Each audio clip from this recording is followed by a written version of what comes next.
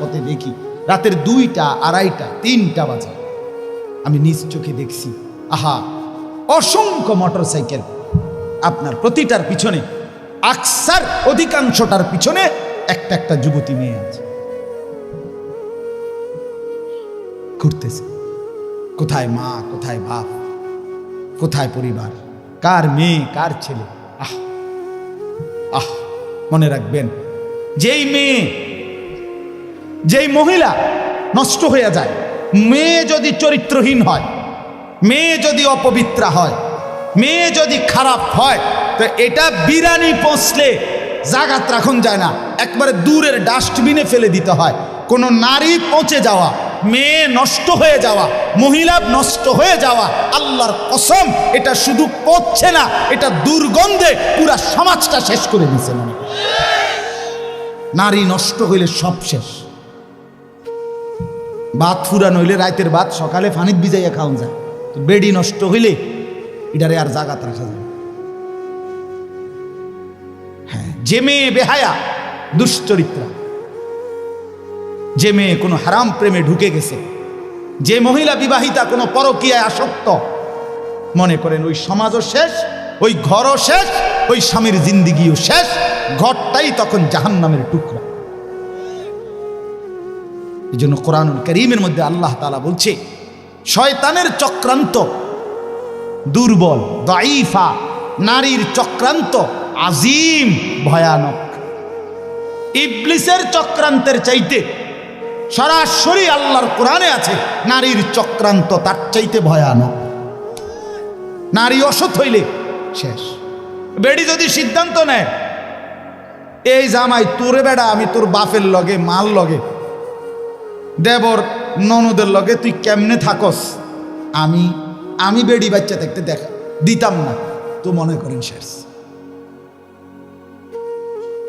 বুঝেন নাই? মহিলা যদি সিদ্ধান্ত নেয়, আমি আমার জামাইরে, জামাইয়ের আপন মা বাবার সাথে, জামাইয়ের ভাই বোনের সাথে চলতে দিব না, তো এর চাইতে দুর্ভোগ আর লাঞ্ছনা ওই ফ্যামিলিতে আর হয় না। এজন্য মাদের ইসলাহ খুব দরকার, বোনদের ইসলাহ খুব দরকার, নারীর সংশোধন খুব দরকার। কোরআনুল কারীমে আছে, ইন্নামা ইউরিদুল্লাহু লিইউযহিবা আনকুমুর রিজসা আহলাল বাইত।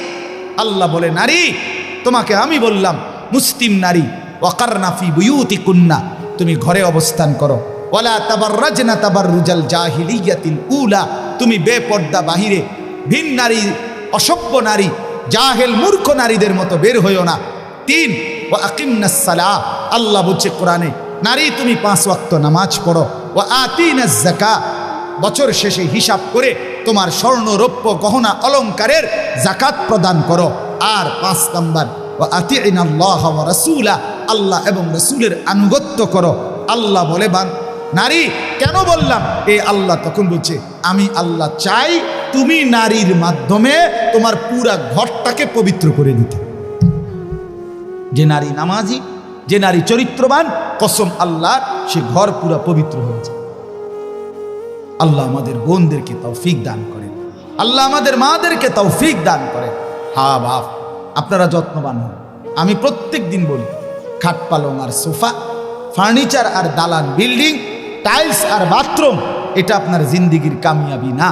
আপনার স্ত্রী সন্তানের ঈমান, আপনার স্ত্রী সন্তানের নামাজ, আপনার স্ত্রী সন্তানের পর্দা, আপনার স্ত্রী সন্তানের কোরআন, আপনার স্ত্রী সন্তানের হালাল হারাম মেনে চলা, আল্লাহর কসম এটাই আপনার সংসার, এর মধ্যেই আপনার সফলতা, এর মধ্যেই আপনার জান্নাত, এর মধ্যেই আপনার পরকালের মুক্তি। আল্লাহ বুঝার তৌফিক দান করেন। শেষটা হইল আখিরাত, এটাই শুধু তর্জমা বললে আপনারা বুঝে ফেলবেন।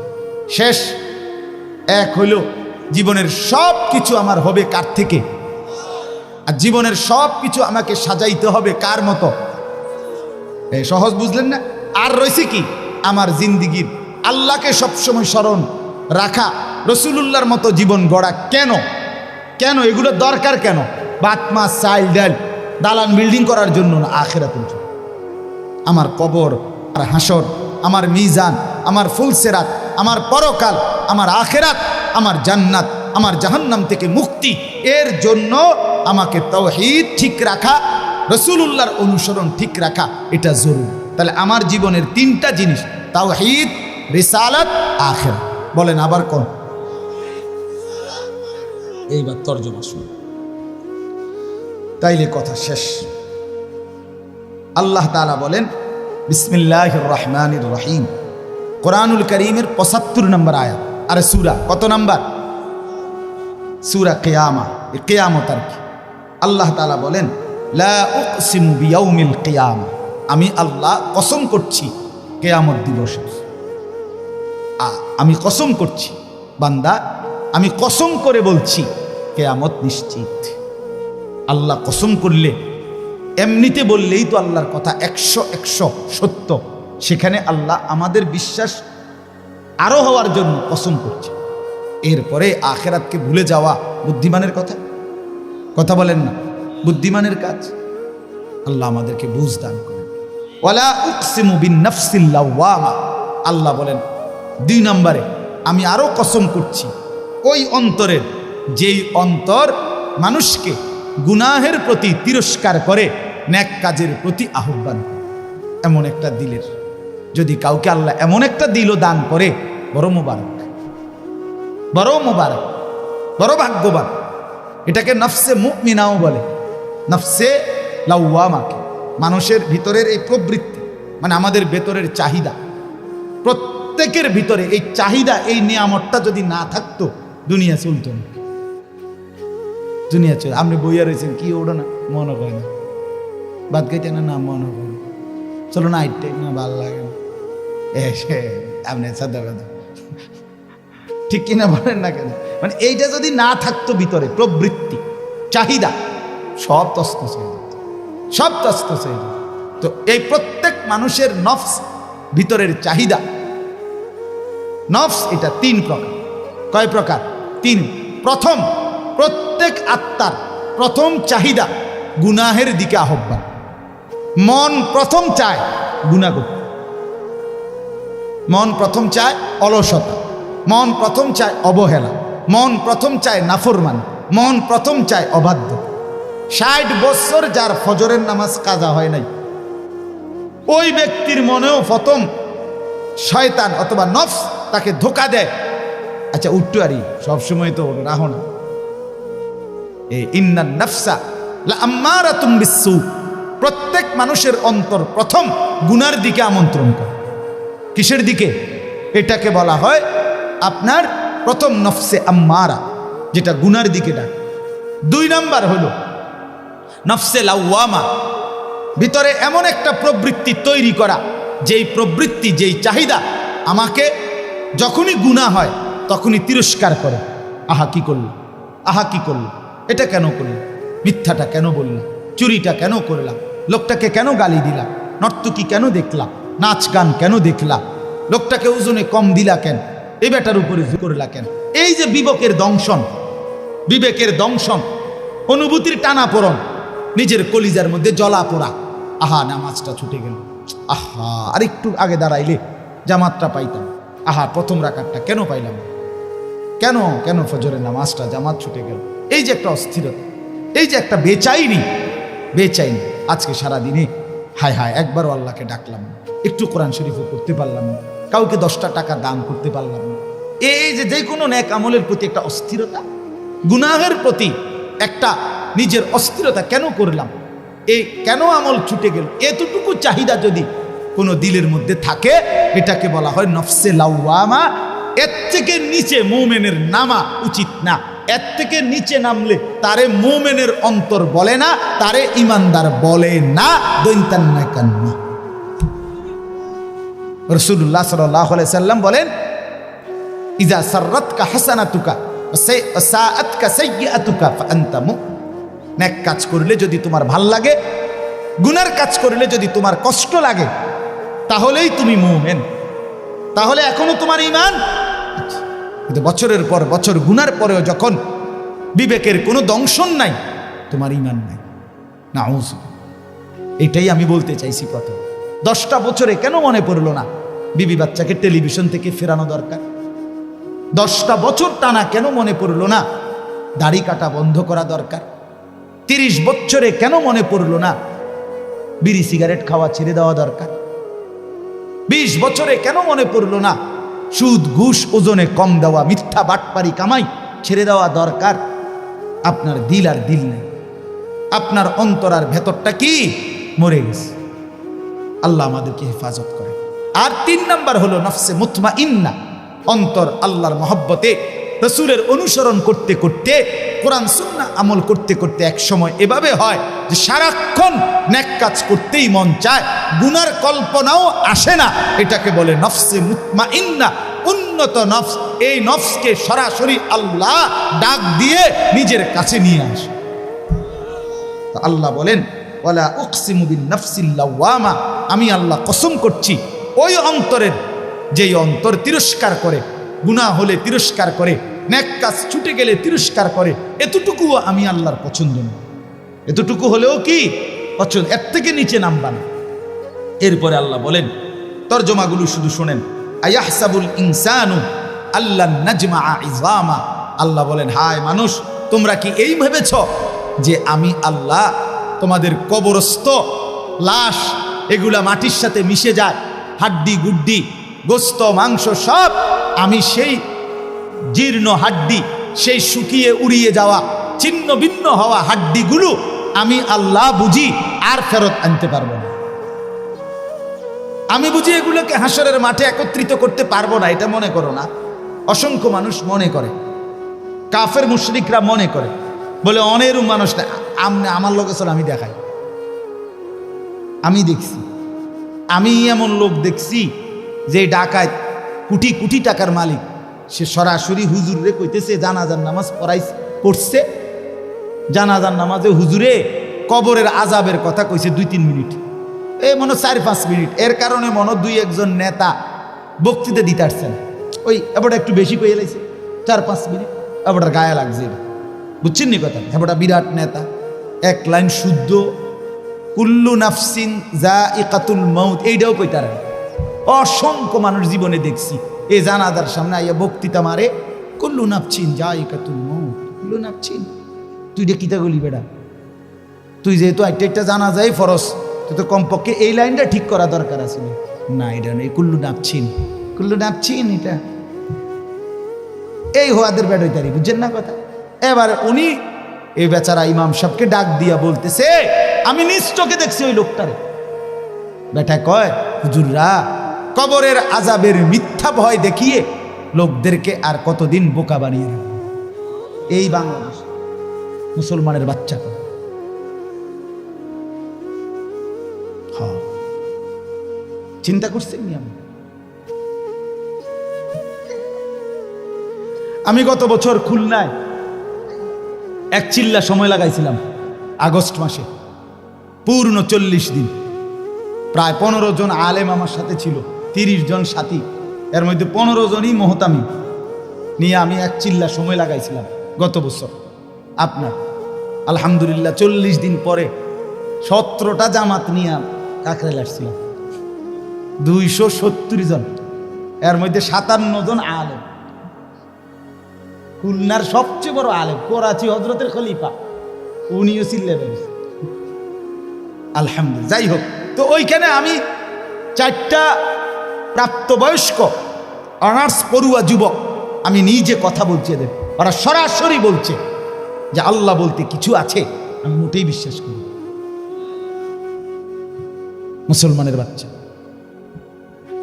এজন্য বললাম এখনো আছে, এখনো আছে। তো আল্লাহ বলেন, আয়াহসাবুল ইনসানু আল্লাহ নাজমা ইজামা, কি মনে করছো বান্দা আমি আল্লাহ সেই চূর্ণ বিচূর্ণ হওয়া হাড্ডি হাসরের ময়দানে তুলতে পারবো না? না। এবার আল্লাহ একটা আজীব কথা বলছে, দারুণ কথা, এটা শুনেন। বালা কাদিরিনা আলা আন নুসাব্বিয়া বানানা, মজার জিনিস। এই যে বৃদ্ধাঙ্গুল আছে না, এই যে এটা বোঝেননি? এই বৃদ্ধাঙ্গুল এটা দিয়ে কি দেয় জানেন? এই যে ফিঙ্গার দেয়, যে বোঝেননি? ফিঙ্গার দেয়। ফিঙ্গার দিলে ফিঙ্গার ওই মেশিনটার মধ্যে এই ভিতরের যেই রেখাগুলো ভিতরের এগুলো উঠে। মূলত 800 কোটি মানুষ যদি এক ফিঙ্গার দেয়, তাইলে 800 কোটি ভিতরের এই রেখা ভিন্ন ভিন্ন আরে দোস্ত, আল্লাহরে চিনলা না? আচ্ছা, এই কদ্দুর জায়গার মধ্যে 800 কোটি ভিন্ন ভিন্ন রেখা কেমনে বানাইল? আমনে আইকা দেন সে আলগা আলগা, নাহলে 30টা করতেন পারবেন। কথা বোঝেন না আপনি? এটার লগে এটার মিল নাই, এরকম ব্যামিল ব্যামিল ব্যামিল করে করে, নাহলে কয়টা মানে একদ্দুরের ভিতরে, একদুর কাগজের ভিতরে আপনি একদ্দুরের ভিতরে আইকা দেন সে 30টা, নাহলে 300টা। 800 কোটি, 800 কোটি।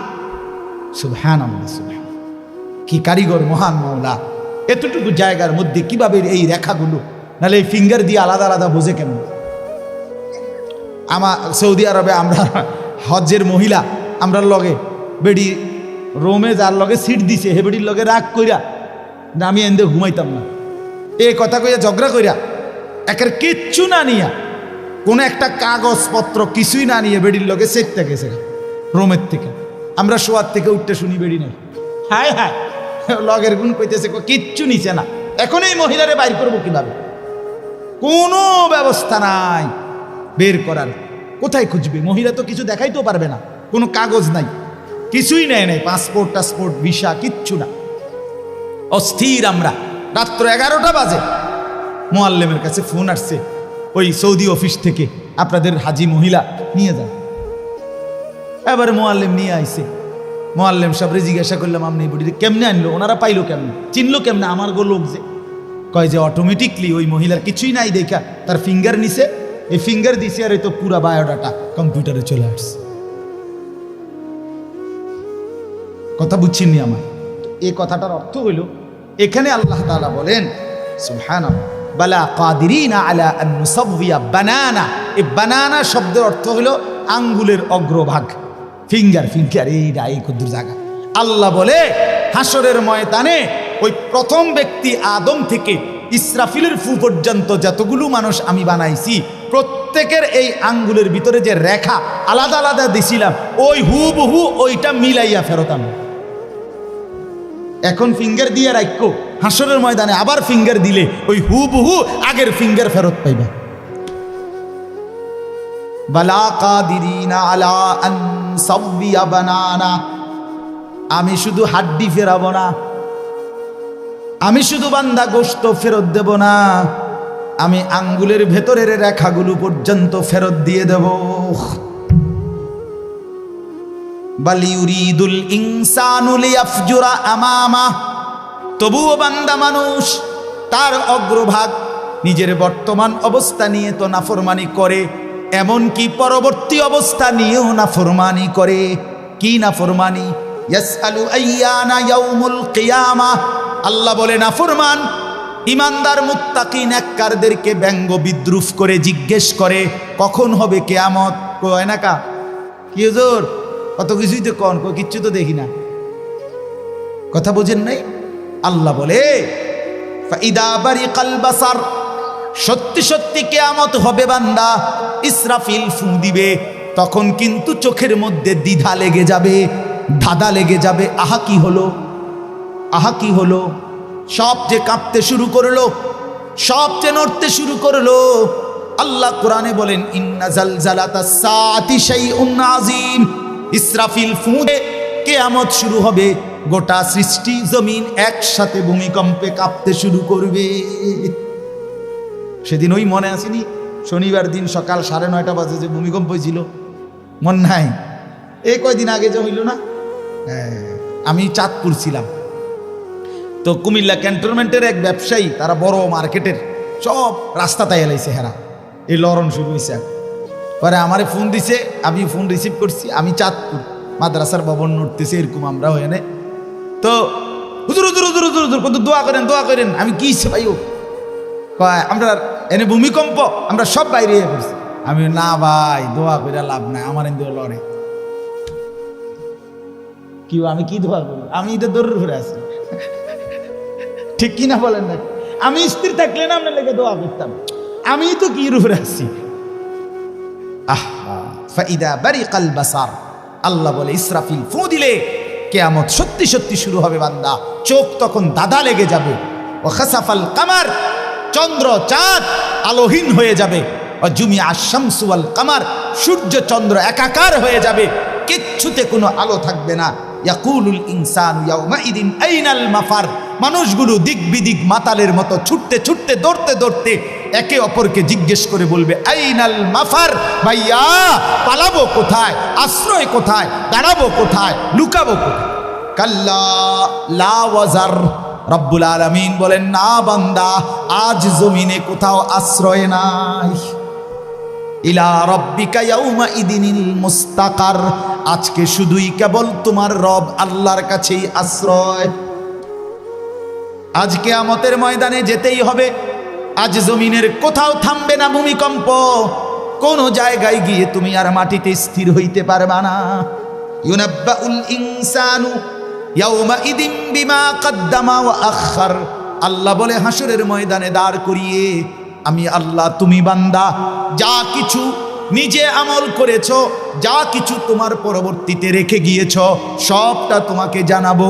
তোমার নামাজ এদ্দুর, তুমি মাদ্রাসায় দিয়েছ, তুমি মসজিদে দান করেছ, সেখানে নামাজ পড়েছিল এত হাজার মানুষ, তাদের সওয়াবও তোমার নামে আসছে এদ্দুর, দুইটা মিলাইয়া তোমারে দেখাবো।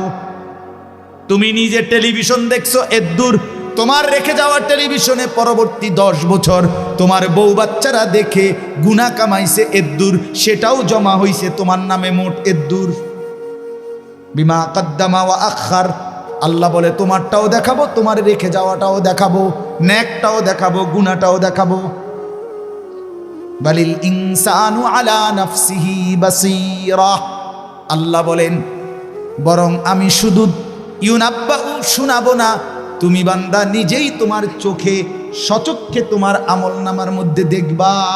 তোমার হায়াত, তোমার রাত, তোমার দিন, তোমার সকাল, তোমার দুপুর, তোমার হাসি, তোমার কান্না, তোমার একাকী, তোমার প্রকাশ্য, তোমার শব্দ, তোমার নিশ্চুপ থাকা, তোমার আচরণ, তোমার উচ্চারণ, সেকেন্ড সেকেন্ড পলক পলক, নিঃশ্বাস নিঃশ্বাস তুমি দেখবা।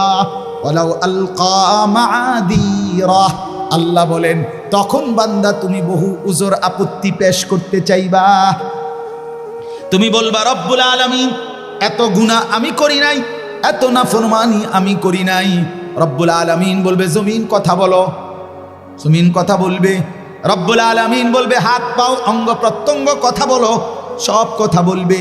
রব্বুল আলামিন বলবেন ডান কাদের বাম কাদের ফেরেশতা তোমরাও কথা বলো, তারাও কথা বলবে। রব্বুল আলামিন বলে আমল নামাও দেখো। এবার আল্লাহ বলবেন আমি নিজেও বলছি শোনো। এমন কি দিবা, জমিনও তো বললো, তোমার হাত পাও তো বললো, ডান কাদের বাম কাদের ফেরেশতাও তো বললো, আমল নামা তো লিখিত হলো, আমি রব্বুল আলামিন তো নিজেই বলছি। আলাম ইয়ালাম বিআন্নাল্লাহা ইয়ারা, আল্লাহ বলে বান্দা তুমি কি জানো কিনা আমি কিন্তু তোমাকে দেখি। দেখে কিনা? কতক্ষণ? কতক্ষণ বলেন বন্ধু, কতক্ষণ? রাত গভীরে আল্লাহ বলেন আমি বান্দা জেগে আছি। আহা 2টা বাজে যুবক, ডানে বামে তাকাইয়া তুমি দেখলা কেউ জেগে নাই। মা ঘুমিয়ে গেছে, বাপ ঘুমিয়ে গেছে, বোন তুমি আমার দেখলা ডানে বামে কেউ নাই। তুমি আলাদা রুমে লেফের নিচে কম্বলের নিচে, এবার মোবাইলে তুমি উলঙ্গ ছবি আর নর্তকীর নাচ, অথবা তুমি বোন পরের ছেলেকে নিজের রূপ আর নিজের উলঙ্গ দেহ দেখাইবা শুরু করলা। আল্লাহ বলেন আনিস পৃথিবী ঘুমিয়ে গেছে, আমি কিন্তু জেগে আছি, আমি কিন্তু দেখছি, আমি তো দেখছি, আমি তো ঘুমাই নাই। আমার মতো মনিবকে সামনে রেখে কেমনে মনটা খুলতে পারলা, করতে পারলা বলেন? আল্লাযী ইয়ারাকা হিনা তাকুম, আল্লাহ বলে বন্ধু আপনি দাঁড়াইলেও আমি দেখি। ওয়া তাকাল্লুবাকা ফিস সাজিদিন, আমার নামাজি বান্দাদের সাথে রুকু সেজদা করলেও আমি দেখি, আমি তো দেখি। লা তাখুযুহু সিনাতুন ওয়ালা নাওম, আমি তো তন্দ্রাও যাই না, ঘুমও যাই না। লা ইয়াযিল্লু রাব্বি ওয়ালা ইয়ানসা, আমি কারো কথা ভুলে যাই না, আমি কখনো পথ হারাই না। ওমা মাসসানা মিল লুগুব, আমাকে কোনো ক্লান্তি স্পর্শ করে না। 7 আসমানের উপর 7 তবক জমিনের নিচ আমি এক নজরে বরাবর দেখি। দেখে কিনা বন্ধু? চলেন দোস্ত আমার, বন্ধু আমার, কুয়াশায় ঘেরা এই ফুটা ফুটা পানি পড়ছে গায়ের মধ্যে, এমন গভীর রজনীতে রাত 12টা বাজে। চলেন মাওলাকে ডাক দিয়ে বলি, মাওলা পেছনের জিন্দিগির গুনাহ ছেড়ে দিলাম, আর করব না, ওয়াদা দিলাম। আমি মাওলা লজ্জিত, মাফ চাইলাম। আল্লাহ বলে, বান্দা দিল থেকে যদি বলো, যদি সত্যি সত্যি বলে থাকো বান্দা, আমিও ওয়াদা দিলাম আসমান ছোঁয়া গুনাহ মাফ করে দেব, পাহাড় পরিমাণ গুনাহ মাফ করে দেব, সমুদ্রের ঢেউ পরিমাণ গুনাহ মাফ করে দেব। তবে সত্যি সত্যি বলো, দিল থেকে বলো, আন্তরিকতা নিয়ে বলো, গুনাহ ছেড়ে দিবা কিনা বলো, আর করবা না বলো, আমি লজ্জিত বলো, তাইলে আমি আল্লাহ গফারতু লাকা ওয়া লা উবালি, আমি কোনো পরোয়া না করে মাফ করে দেব। আল্লাহ আমাদেরকে মাফ করে দেন। আল্লাহ বলে, বান্দা রাইতে আইসো, গভীর রাতে আমি মাগফিরাত নিয়ে রাতেই আসবো, দিনে আসলে দিনেই। তুমি আসবা যখন গুনাহ নিয়ে আর তওবা নিয়ে, আমি মাগফিরাত নিয়ে আসবো তখন। আল্লাহ আমাদেরকে বুঝ দান করেন, কবুল করেন। এই মাদ্রাসা আল্লাহ কবুল করেন, মাদ্রাসার সমস্ত জরুরত আল্লাহ পূরণ করে দেন, উপযুক্ত ছাত্র ওস্তাদ আল্লাহ মিলায় দেন, পর্দার আড়ালের মা বোনদেরকে আল্লাহ তাআলা দিন বুঝার তৌফিক দান করেন। আমি আবারও বলি, মারা যদি কেউ শুনেন, আপনাদেরকে বলি, মা, যে নারীর ইজ্জত নাই, যে নারীর সতীত্ব নাই, যে নারীর পর্দা নাই, যে নারীর সম্ভ্রম নাই, আল্লাহর কসম ওই নারীর কিচ্ছু নাই, কিচ্ছু নাই, কিচ্ছু নাই। এটা প্লাস্টিক ছাড়া আর কিচ্ছু নাই, এটা প্লাস্টিক, এটা শোপিস, এটা উপভোগের একটা পণ্য, এটা ঝুলিয়ে রাখা, সাজিয়ে রাখার একটা পণ্য, যাকে সব দর্শক দেখে আর উপভোগ করে। বেপর্দা নারী উপভোগের পণ্য। আল্লাহ তাআলা আমাদের প্রত্যেককে কবুল করেন, আমিন।